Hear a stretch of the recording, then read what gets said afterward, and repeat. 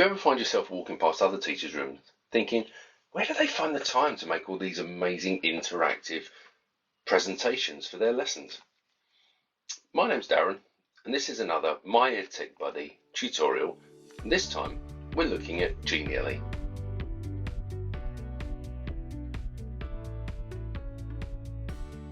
So first up, let's head to Genially, Genial.ly, and it will take you to this launch page, which obviously gives you the fantastic news that you can start for absolutely free. I'm just going to go up here and I'm going to go to my panel. And this is my home for all of my Geniallys. So first of all, you can see that we've got our overall dashboard. I've got some folders created here for different subjects. I've got my most recent creations also showing. I've got creations of bin, my brand if I want to use a particular style, and also inspiration.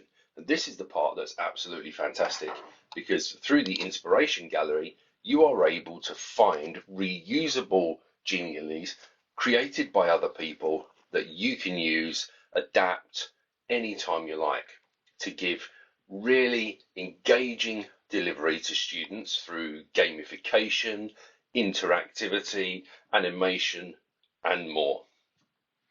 So let's go ahead and take a look. We're going to look at one of my Geniallys. So we're going to go back to my maths class, and we're going to open up this particular one, which is about percentage increase and decrease. You can see I've got a number of options here. I can present, I can download, I can add a collaborator, so a peer teacher, I can share it, and through the other options, I can also rename it, move it, duplicate it, and also see the statistics. So really helpful set of options here, but we're just going to go ahead and edit. So it's going to load up this Genially, which I just collected from that resources library, from that gallery of other presentations that have been provided by other teachers around the world. And you can see I've decided to hide some slides, just like we would in Google Slides, and others are showing. But what's really nice about this is because it's already built as a deck, you don't have to do a lot of the hard work. Everything's already there for you, so it's dynamic and it keeps students' attentions. So if I go to the present version, we'll see exactly why Genially is so impressive. First of all, we've got animation in there. We can just click on the start, and we've got a nice slick introduction to our learning objectives. We can then click on the next slide and we can paste our lesson into separate starts, and students can see exactly where they are at the moment.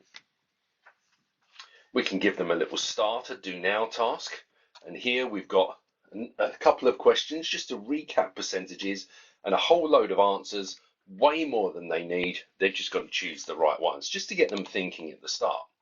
But now we've got the option to go further into the lesson.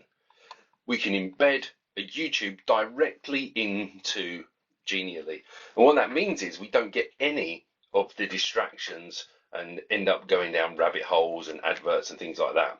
So I can just click here, and the students can just click here and watch the video, this one from Corbett Maths. So they can watch that at their own pace, they can play it back, they can speed it up, they can do whatever they like with it, okay? And then we can move forward.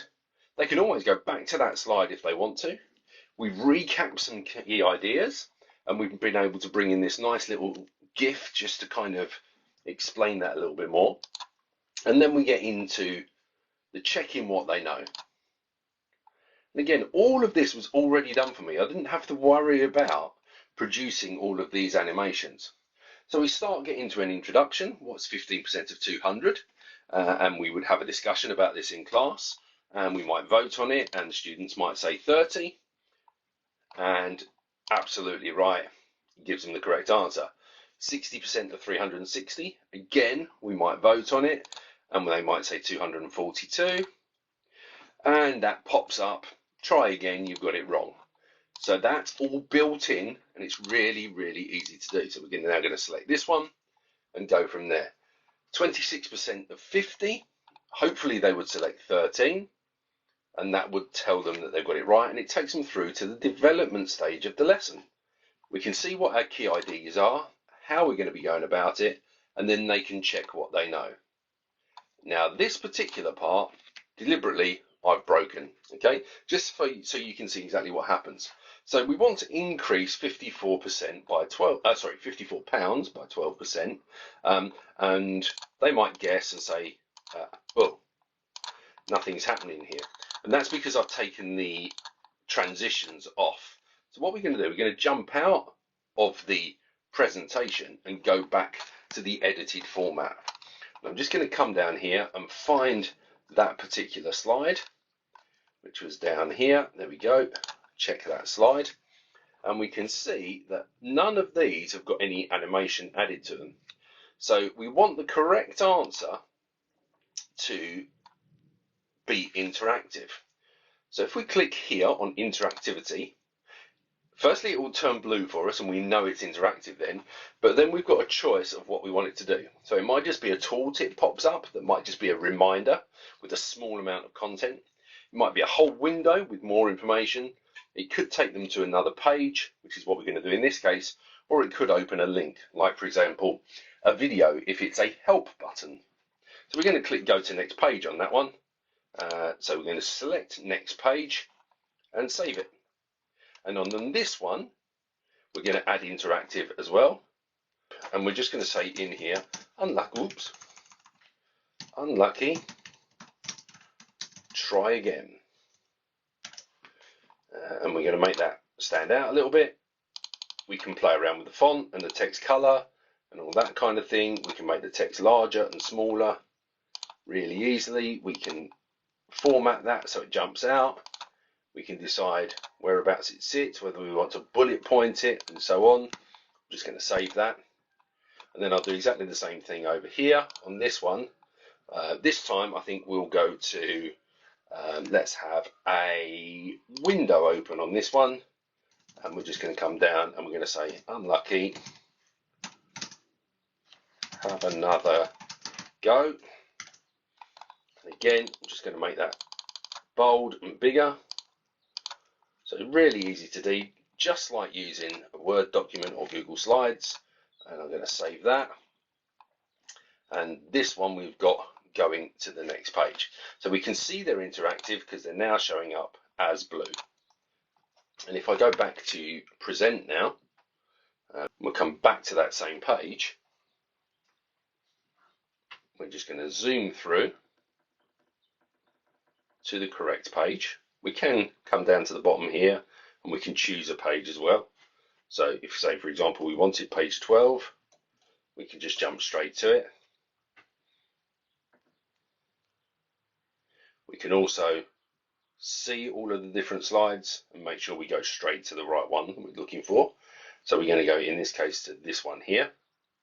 So I'm going to open that up, and this time around we want the students to have a go, so they have a vote on it. Oh, it's not that one.